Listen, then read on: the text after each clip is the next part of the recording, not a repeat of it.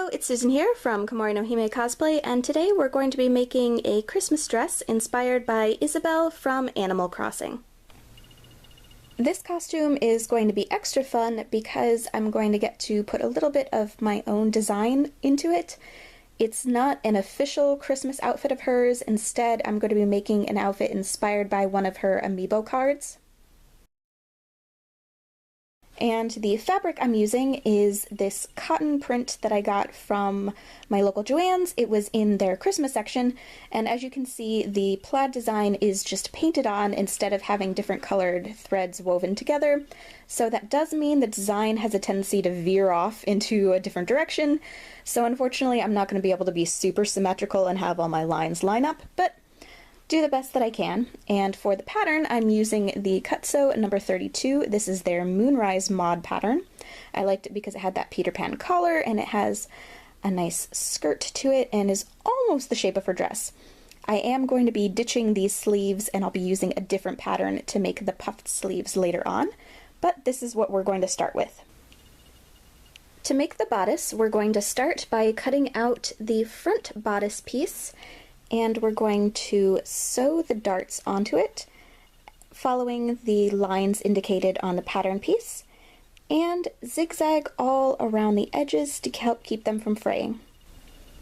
To make the little leaf patch on the bodice, I ironed some heat and bond onto some green fabric, and then made a little pattern of the Animal Crossing leaf shape. Then we cut it out and peeled off the heat and bond backing, so now it just has the adhesive bit on here. And we're going to iron it onto the bodice. Iron the patch onto the bodice and sew around the edge with a zigzag stitch to help keep it in place.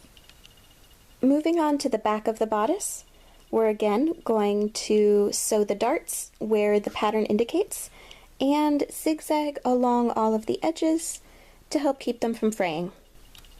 Sew the bodice front to the bodice back along the shoulder seams and along the side seams. To make the collar, we're going to cut 4 of the collar pieces out of some white fabric. I'm using some white cotton left over from another project that's got a little bit of a design on it, just to give it a little bit more detail. And on 2 of the collar pieces, we're going to apply some fusible interfacing to stiffen them.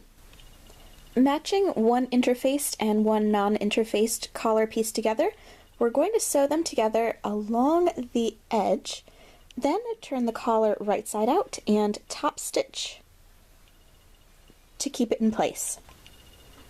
To add a little more detail, I also sewed some lace along the bottom edge of the collar pieces.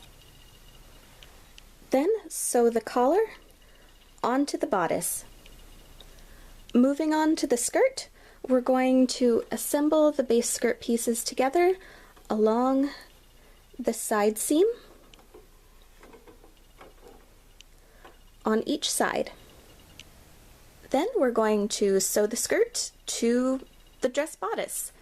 Then sew the back seam together and insert a zipper. One thing I did want to mention is that the pattern images, it looks like the collar was sewed to the ends, but I would prefer instead, if I was to do this over again, to not have the collar be attached here, because as you can see it's pulling at it very strangely, so I would have just hemmed to the end of the collar and let it do its own thing instead of having it be part of this seam.